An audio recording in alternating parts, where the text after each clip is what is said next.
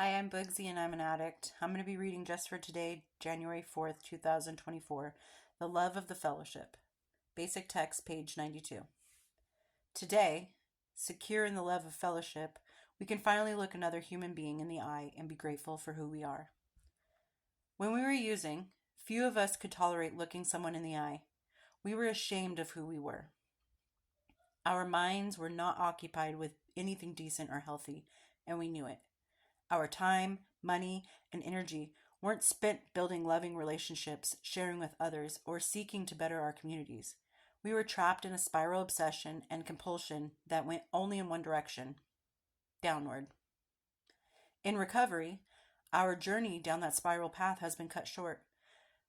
But what is it that has turned us around, drawing us back upward into the open spaces of the wide, free world? The love of the fellowship has done this. In the company of other addicts, we knew we would not be rejected. By the example of other addicts, we were shown how to begin taking a positive part in the life around us. When we were unsure which way to turn, when we stumbled, when we had to correct a wrong we'd done, we knew our fellow members were there to encourage us. Slowly, we've gotten to feel the freedom. No longer are we locked up in our disease. We are free to build and grow and share along with everyone else. And when we need support, we take our next step. It is there. The security we have found in the love of the fellowship has made our new lives possible. Just for today, I can look anyone in the eye without shame. I am grateful for the loving support that has made this possible. Well, that one really resonated with me because I spent many nights and days that blurred into the nights where time didn't exist, ashamed of my addiction and ashamed of who I was and who I had become. And I think that a big part of my recovery is learning how to face the people that I have hurt and learning to accept that there may be no opportunity to mend the relationships I had damaged or broken. I still have problems looking people in the eye, but there's other outside entities for that reason. But I still find myself stumbling over my story, very carefully picking what I choose to say and share because I'm afraid that people are going to judge. And I've slowly come to the realization that judgment comes with the territory of recovery.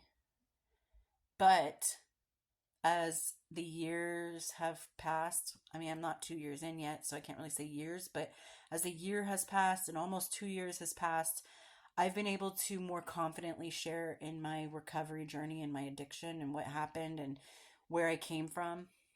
In the very beginning, I was very closed off because I was so embarrassed about what I've done.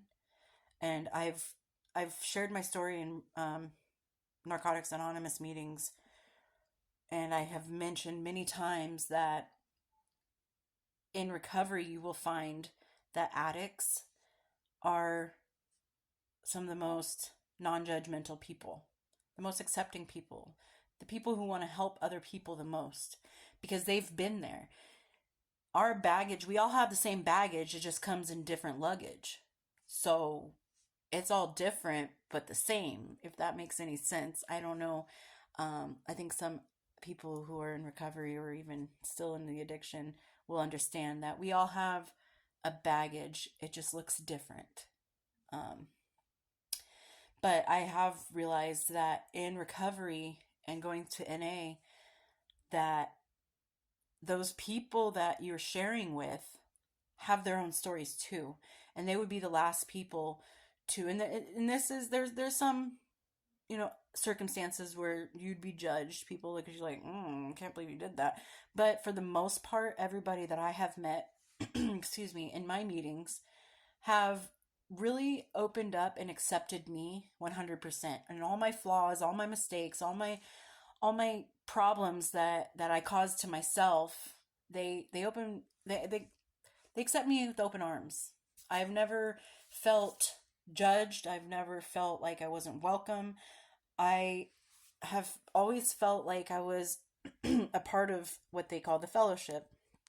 Um, because I came there to get better. I'm not there to judge other people to see if my addiction was worse than theirs. Oh, well, or if theirs were worse than mine, like, oh, well, they did this and I didn't, so I'm better than them. I've never once thought that. And I don't feel like anybody else has ever thought that towards me and sharing my testimony. Um, but I feel like if you walked into a Narcotics Anonymous meeting high or drunk, um, and just in shambles, nobody, not one person there is going to be like, you need to leave because you failed. Like, obviously you're high or obviously you're drunk. You need to go, blah, blah, blah. In fact, it'll be the opposite. They're like, oh my God, come inside, sit down, sit next to me. We are going to rally around you and we're going to get you better. You stumbled, you tripped, you had a relapse, or this is your first meeting. We welcome you 100%. We want you here because there's a chair that sits in the middle of the tables, and it's tables that go around this, chair. That chair represents those people who went out those doors and never came back. Those people that went out those doors and are now forever gone and buried. And we don't want you to be that person in that chair in the middle. So that piece of literature, when it says that, you couldn't tolerate looking someone in the eye because you're ashamed, I'm like, So January 4th, daily, just for today, that one was talking to me personally. That's probably why I'm talking a little bit longer after the fact on it, because I really was so embarrassed to ask anybody for help or even tell people my story. Like, how embarrassing is it to be like, oh, I chose drugs over my kids? And that's not like how it happened. I didn't go out there and be like, I'm gonna do drugs, I don't want to be a parent anymore. It's just what happened. It was the aftermath of my addiction. I got too far into it, and then the drug became the only thing that mattered to me.